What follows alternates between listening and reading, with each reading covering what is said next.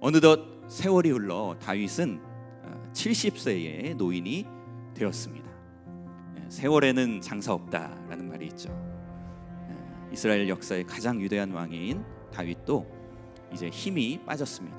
이불을 덮어도 따뜻하지 않았다라고 표현하고 있습니다. 그래서 신하들은 젊은 처녀 수넴 여자 아비삭을 구하여 침상에 함께 눕게 함으로 왕의 체온을 유지하였습니다. 이렇게 다윗의 시대는 끝을 향해서 가고 있었습니다.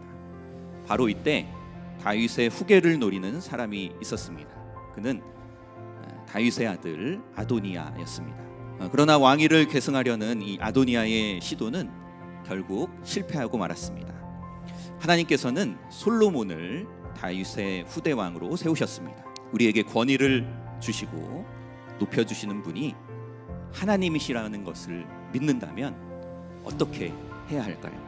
첫째로 스스로 높아지면 안 됩니다. 아도니아는 스스로 높아져서 왕이 되고자 했습니다. 다윗의 넷째 아들인 아도니아는 왕이 계실 서열이 가장 높았습니다. 또 그는 준수한 외모를 가졌습니다.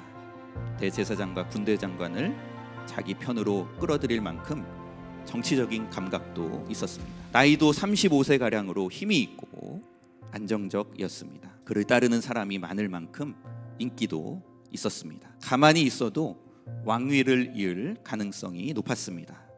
그러나 아도니아는 왕위에 대한 야심을 가지고 일을 꾸미기 시작합니다. 아도니아는 하나님의 뜻이 아니라 군대를 의지하였고 또 자기를 따르는 무리들을 의지하였습니다.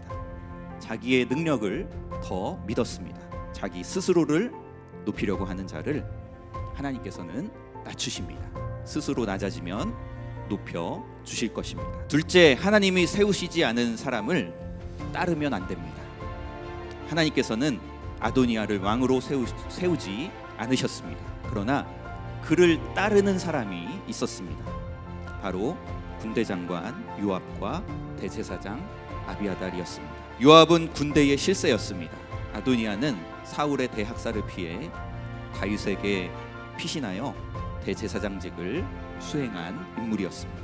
하나님이 세운 사람이 아니라 사람이 보기에 좋은 사람을 따른 것입니다. 우리는 사람의 눈으로 보기에 능력 있고 인기 있고 유력한 사람을 따르는 것이 아니라 하나님이 세우신 사람을 따라야 할 줄로 믿습니다. 셋째, 하나님이 세우시는 사람을 도와야 합니다. 하나님께서는 솔로몬을 왕으로 세우셨습니다. 하나님이 세우신 솔로몬을 돕는 사람들이 있었습니다. 선지자 나단과 대제사장 사독과 시위대장 브나야였습니다. 선지자 나단과 대제사장 사독은 솔로몬에게 기름을 부어 그를 왕으로 삼았습니다. 시위대장 브나야는 뿔나파를 불며 솔로몬이 왕이 되었음을 백성들에게 알렸습니다. 우리는 하나님께서 세우시는 사람을 도와주어야 합니다. 하나님께서 권위를 주셔서 세우신 지도자들을 물심양면으로 힘써 도와야 합니다. 하나님께서는 돕는 자들로 인하여 솔로몬을 왕으로 세워주셨습니다. 하나님의 권위로 세워지고 또 하나님이 우리에게 세워주신 지도자들을 잘 섬기기를 간절히 바랍니다.